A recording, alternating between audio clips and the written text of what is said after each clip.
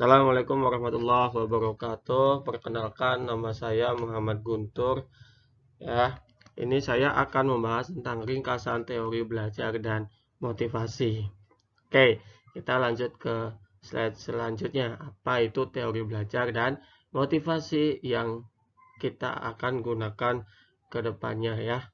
Ini akan berkaitan dengan pendidikan yang ada di Indonesia ya teman-teman ya. Jadi saya akan membahas ringkasannya saja, nggak full. Oke, karena kalau full itu ya lumayan. Jadi sekarang saya akan meringkasnya terlebih dahulu. Nah, di sini teori belajar ya. Apa itu teori? Nah, teori itu adalah hubungan antara fakta yang satu dengan fakta lainnya. Kenapa itu? Berarti dia itu menganalisis ya. Jadi teori ini menganalisis hubungan antara fakta-fakta yang sudah ada begitu ya. Dari fakta yang satu, dua, dan itu nanti disimpulkan bagaimana analisisnya seperti itu. Nah, kalau untuk belajar sendiri itu adalah pengertiannya aktivitas sadar dan menetap ya yang dilakukan oleh siapa? Oleh kita gitu ya. Secara apa? Secara individu. Nanti kan oleh misalkan manusia atau siswa, mahasiswa atau yang lainnya begitu ya. Nah, itu secara individu dan berinteraksi dengan lingkungannya yang berkaitan dengan perubahan sikap, pengetahuan dan keterampilan. Jadi ingat kalau belajar itu nanti outputnya adalah ke perubahan sikap, pengetahuan dan keterampilan. Nah, di sini teman-teman nanti kita itu sebagai calon guru atau sudah jadi guru ataupun kita dosen ya ataupun yang lainnya di tenaga pendidik ya, kita akan memilih teori belajar yang paling tepat untuk digunakan di instansi ya, baik di sekolah ataupun di kampus. Nah, apa itu alirannya? Ini bisa dibaca ya, teman-teman ya. Ini teori belajar gitu ya. Adalah apa gitu ya. Nah, ini kan karena sudah dibahas tadi teori dan belajarnya, maka kita akan lanjut ke dalam alirannya apa aja tentang teori belajar. Oke, di sini ada berapa nih? Ada 5 ya. Ada 5 teori belajar. Yang pertama itu adalah aliran atau madhab, bahasanya madhab ya, aliran lah. Ya, aliran tingkah laku atau yang disebut dengan behaviorism gitu ya.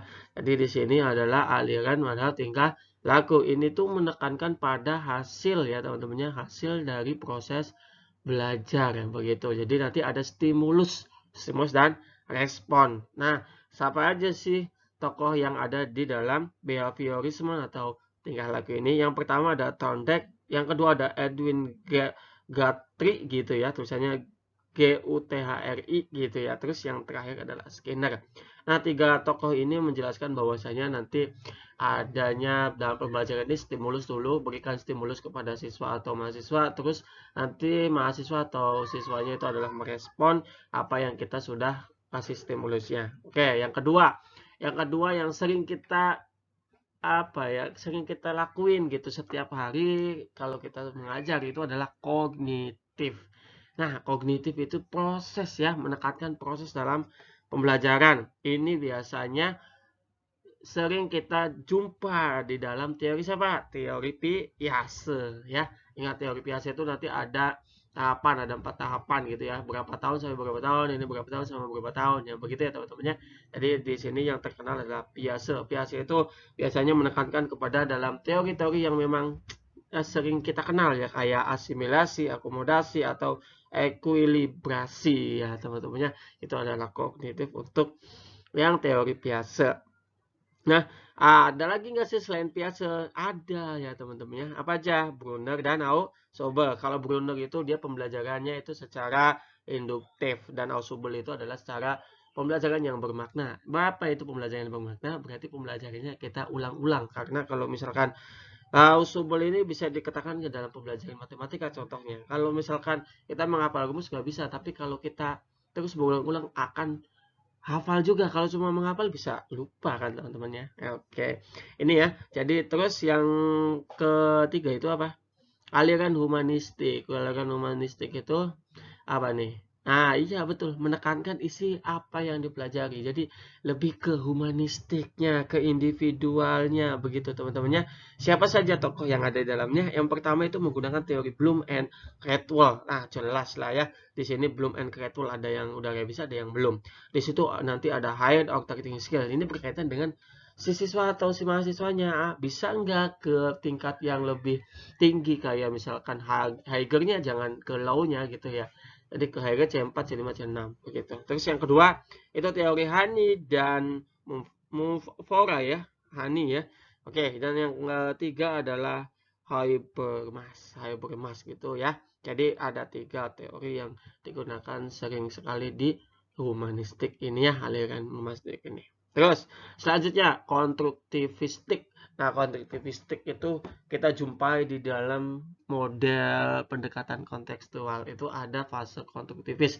Ternyata ada juga aliran teori belajarnya yang mengatakan dia aliran konstruktivis. Apa itu konstruktivis? Jadi di sini siswa atau mahasiswa menuntut pengalaman belajar ya, dari yang tidak tahu kita belajar, si siswa itu belajar, terus dia menyimpulkan sendiri tentang hasil pembelajarannya begitu ya. Oke, ini biasanya ya yang sering kita jumpai itu adalah tokohnya adalah Vygotsky ya. Jadi di sini adalah mendukung apa yang telah si mahasiswa dan siswa lakukan selama proses pembelajaran, karena memang ini biasanya tentang problem solving gitu ya, karena untuk menemukan sesuatu di dalam persoalan tersebut ya, bisa menggunakan modelnya inquiry atau selanjutnya lah ya.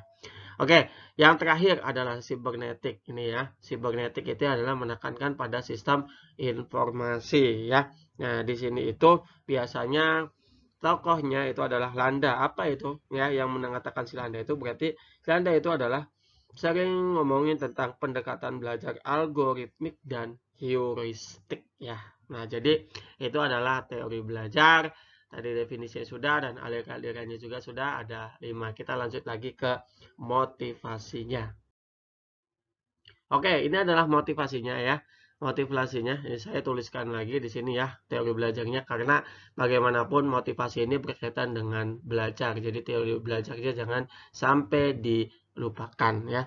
Oke, kita akan fokus ke dalam motivasi belajar. Yang pertama yang harus diberikan adalah memberi angka. Memberi angka itu seperti kita memberi nilai gitu ya. Menilai kalau bagus ya bagus, jelek ya jelek gitu ya. Jadi di sini nanti si siswa atau mahasiswa juga bakal merespon sendiri. Oke, nah itu berkaitan dengan apa tuh? Stimulus and respon. Berarti dia heuristik. Tapi kalau berkaitan dengan matematika, kita menggunakan aliran konstruktivis misalkan seperti itu ya. Terus yang selanjutnya adalah memberi hadiah. Memberi hadiah atau reward, bukan kita mau nyogok atau apa gitu. Reward ini untuk membuka atau dia itu membuka pikiran siswa atau mahasiswa bahwasanya kita memperhatikan mereka. Oke, yang ketiga adalah kompetisi. Kasihlah sedikit kompetisi untuk siswa kita atau mahasiswa kita biar rajin belajar ke depannya ya. Sebelum kita menyampaikan materi, mereka nanti belajar terlebih dahulu. Terus yang keempat adalah ego involvement. Jadi sini adalah menurunkan sebuah ini ya, ego ya. Ego kan ada pikiran kita gitu kan, kita kasih ke mereka biar kita masuk ke alam bawah sadarnya mereka, tapi bukan dihipnotis, tapi untuk kita kasih motivasi sedikit gitu ya, biar menurunkan pemikiran-pemikirannya jelek ya. Oke, yang terakhir adalah memberi pujian. Jadi kalau misalkan apapun salah atau enggak gitu ya, jangan diberikan tidak pujian. Berikan pujian apapun yang bisa mengangkat mental siswa atau mahasiswa tersebut yang berkaitannya teman-temannya. Oke. Nah, pada dasarnya apa sih sukses dalam belajar gitu ya? Sukses dalam belajar itu harus ada 4 ya. Yang sering kita kenal adalah learning to know, learning to be, learning to do, dan learning to live together. Ya jelas bahwasanya nanti mengetahui tuh jadilah diri sendiri, harus melakukan setiap hari dan harus hidup bersama. Artinya hidup bersama ini adalah kooperatif ya teman-temannya. Kita harus bekerja sama dengan satu sama lain karena kita makhluk sosial ya, tidak bisa sendiri. Begitu ya. Jadi itu adalah ringkasan dari teori belajar dan motivasi belajar untuk siswa atau mahasiswa. Sekian video dari saya, kurang lebihnya saya mohon maaf. Terima kasih.